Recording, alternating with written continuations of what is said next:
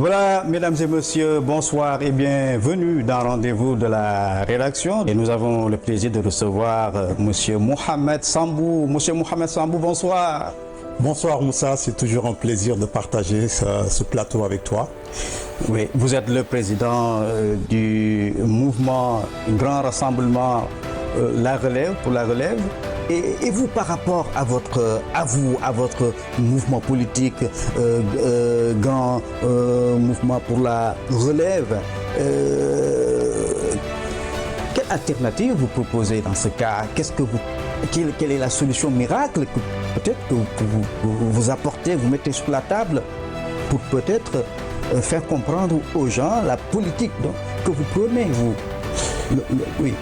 La politique que nous prenons, en fait, on fait tout pour ne pas sur l'ensemble en fait de ce que nous faisons, que ce soit pris au piège, je veux dire, de par ce qui se passe dans tous les autres partis politiques ou les leaders. Nous prenons en fait l'action, vraiment le concret.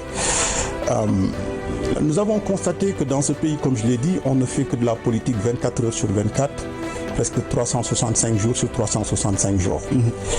Les partis politiques, aussi bien au pouvoir comme l'opposition, les projets et les programmes, tu les entends que lors des élections présidentielles, législatives ou communales. Nous, ce que nous faisons, nous, pour le moment, on fait des tournées de visites de proximité.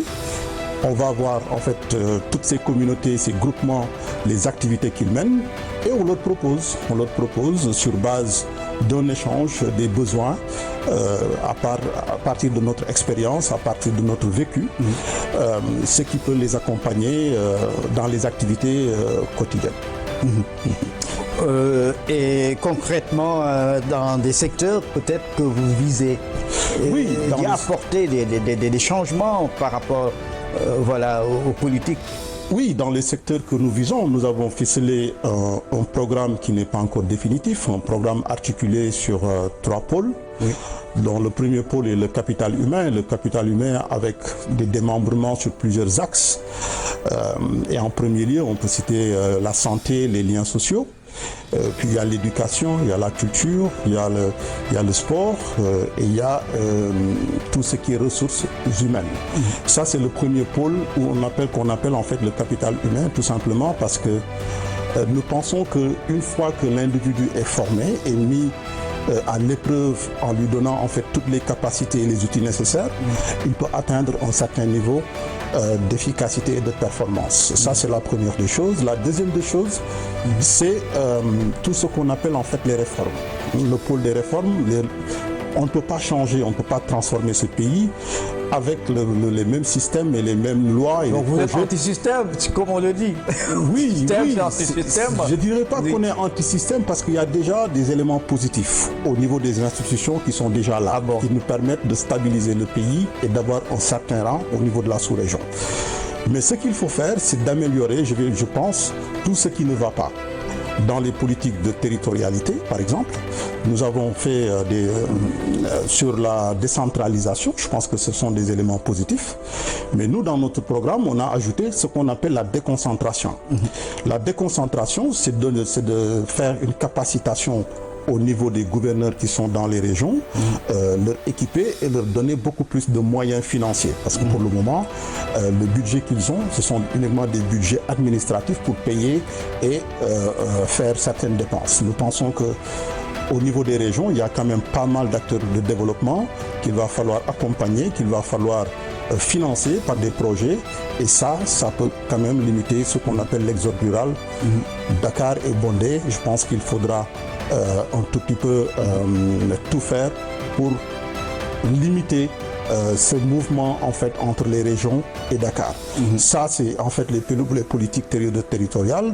Après là il y a en fait les réformes sur le transport, les institutions et notamment la sécurité et les défenses. Mais le pôle le plus intéressant c'est le pôle de développement.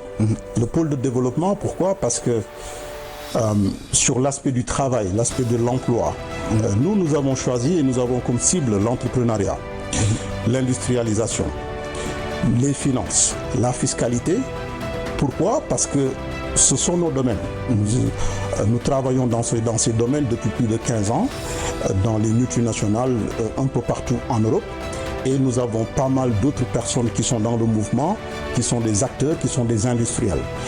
Nous disons tout le temps qu'un pays ne peut pas se développer sans l'industrialisation, mais il faut avoir cette compétences techniques et opérationnelles pour pouvoir accompagner des projets au niveau, je vais dire, de toutes les régions et de toute la nation. Donc, l'autre aspect que je peux citer dans le pôle de développement, c'est en fait ce qu'on appelle les techniques de management moderne. Tout ce qui permet aujourd'hui à certains systèmes, à certains outils, d'avoir certains niveaux de performance, de contrôle dans la gestion pour éviter le népotisme, la corruption et le mode de gouvernance. Le mode de gouvernance, tout le monde sait que nous avons des institutions pour le moment qui contrôlent, mais je pense que leur rôle devrait être beaucoup plus de miser sur la prévention et de verrouiller en fait les systèmes pour ne pas occasionner en fait cette malversation. Donc vous misez sur ce que j'appellerais l'appel à candidature, tout cela, la réforme judiciaire également, tout cela, vous prévoyez de réformer tout le système. Là où il y a des anomalies. Les réformes institutionnelles, on peut le mettre dans le pôle des réformes. Ça a été prévu et c'est le deuxième pôle. Mais comme j'ai dit, le pôle qui nous intéresse le plus et que nous sommes en train de déployer sur le terrain, c'est l'entrepreneuriat. L'entrepreneuriat à travers les groupements de femmes, à travers des fédérations, des confédérations, qui pour le moment sont le plus en fait regroupés dans le secteur informel, qui ne profitent pas non seulement à l'État, et qui ne profitent pas à eux. Et voilà un petit exemple par rapport aux tournées que nous sommes en train de faire. Mais nous voyons des groupements de femmes, je veux dire, dans pratiquement toutes les communes, dans toutes les régions. Mais la question qui est posée et les réponses qui nous reviennent tout le temps, les financements. C'est des financements, ou si on les reçoit, après il n'y a pas de suivi. Au niveau de l'État, quand l'État intervient pour dire bon, écoutez, bon, on va donner X milliards au niveau des institutions. Là, ça, je vais donner aussi un mot au niveau des institutions comme le Fonds 6, le Fonds GIP, la BNDE, toutes ces institutions, je pense que c'est budgétivore. Donc personne ne connaît leur utilité, sauf eux. Si vous faites un micro-trottoir et vous posez en fait ces questions-là à un Sénégalais lambda pour leur dire de faire la différence entre Fonds GIP, Fonds 6 et BNDE, personne ne comprend. Donc nous... Et vous, qu'est-ce que vous proposez en lieu de place? Nous, ce que nous proposons, c'est de supprimer toutes ces institutions-là et d'avoir un établissement qui va s'occuper, même si au niveau des garanties c'est nécessaire, au niveau des investissements, un établissement suffit pour pouvoir faire des démembrements sur les garanties, sur les investissements, sur l'accompagnement, sur la formation. Je pense qu'un seul établissement, ça suffit. On n'a pas besoin de 3, de 4, de 5 établissements où on a la plupart du temps des gens qui sont cooptés et recrutés pour des raisons politiques.